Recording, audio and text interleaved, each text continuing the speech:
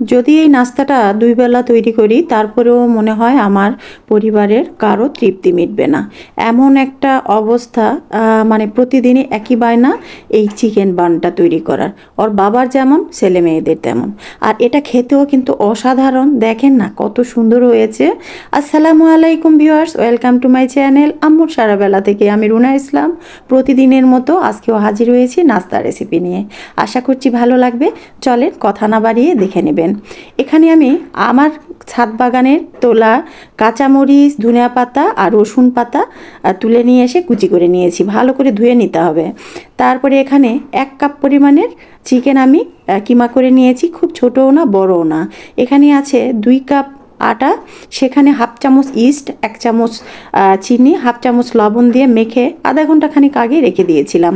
মোটামুটি ফুলে উঠেছে, তো সেটা এখন সবগুলো দিয়ে পুর তৈরি করে নিব। সব একসাথে ঢেলে দিলাম। একটা ডিমের সাদা অংশ নিয়েছি, কুসুমটা রেখে দিয়েছি।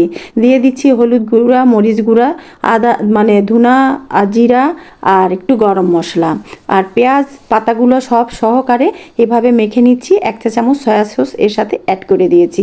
প্রয়োজন মতো লবণ দিয়ে দিবেন, লবণটা কম দেওয়ার চেষ্টা করবেন কারণ সয়া সস আছে। আর এই তো এখানে আটার সাথে আমি 2 চা চামচ না 2 টেবিল চামচ বাটার অ্যাড করে নিচ্ছি। সব সহকারে এবার সুন্দর করে মেখে খুব সুন্দর একটা ডো তৈরি করে নিতে হবে। আর ব্রেড বা বনের জন্য কিন্তু আটাটা ডোটাই তৈরি করা মেন। এই তো আমি ওভেনটা 10 মিনিট প্রিহিট দিয়ে নিয়েছি। আর ওভেনের বড় ট্রেটা বের করে একটু বাটার গলিয়ে নিলাম। এখন ওভেনটা প্রিহিট হতে থাক, এদিকে আমার সব মানে নাস্তাগুলো একবারে ট্রেতে সাজিয়ে তারপরে তুলে দিব ওভেনে। এই যে ছোট ছোট লেচি করে নিয়েছি, তার মাঝে পুরটা দিয়ে দিচ্ছি। আজকে যেহেতু কাঁচা মাংস দিয়েই কিমা তৈরি করে নিয়েছি, তাই একটু বেকটা হবে একটু বেশি সময় ধরে। তো এই যে পুরটা দিয়ে দিলাম, ছোট ছোট লেচি কেটে তার মধ্যে পুরটা ভরে দিয়ে ভালো করে 2 হাতের সাহায্যে মেখে সাইডে একটু ঘি নিয়ে নিয়েছি। এতে করে হাতে লাগছেও না আর খুব সুন্দরভাবে সেট হয়ে যাচ্ছে। এই তো এখানে 1 চা চামচ ঘি আমি নিয়ে নিয়েছি। এটা দিয়েই আমার সবগুলো নাস্তা তৈরি হয়ে যাবে। হাতে আর আলাদা করে আটা দিতে হবে না। প্রতিটা লেচি এরকম ছোট ছোট করে রুটির মতো বেলে নিয়েছি। এর মধ্যে বেলে নিয়ে না, হাত দিয়েই করে নিয়েছি আঙ্গুলের সাহায্যে। এর মধ্যে পুর ভরিয়ে দিয়ে মুখটা ভালো করে এঁটে দিচ্ছি, যাতে করে না বের হয়ে যায়। বের হয়ে গেলেও কোনো সমস্যা নাই, কারণ আজকে এর মধ্যে পুরের মধ্যে না আটার ডোয়ের মধ্যে কোথাও কোনো তেল নেই, সব কিছুই বাটার দিয়ে তৈরি করা। অতএব তেল বের হয়ে যাবে আর কোথায়, পুর বের হয়ে আর কোথায় যাবে। এই তো সেই ওয়েল ব্রাশ করা তেল মধ্যে ট্রেটার মধ্যে আমি একটা একটা করে বান বসিয়ে দিলাম। আর বান সব রেডি করে 10 মিনিট একটু রেস্টে রাখবেন, তাহলেই অটোমেটিক ফুলে যাবে। ডিমের কুসুম রেখে দিয়েছিলাম, সেই ডিমের কুসুমটা চামচের সাহায্যে ভরিয়ে দিচ্ছি। খুব সুন্দর একটা কালার আসবে, এটা আমরা সকলেই জানি। তো এই তো বানটার উপরে দিয়ে দিলাম, বানগুলোর উপরে দিয়ে দিলাম ডিমের কুসুমটা।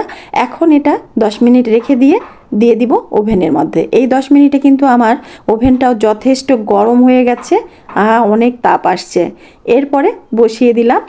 এটা আমি সেট করে নিয়েছি 200-তে, এই যে 200 ডিগ্রিতে। আর এখানে দিয়ে দিচ্ছি আমি 25 মিনিট সময় দিয়ে দিলাম।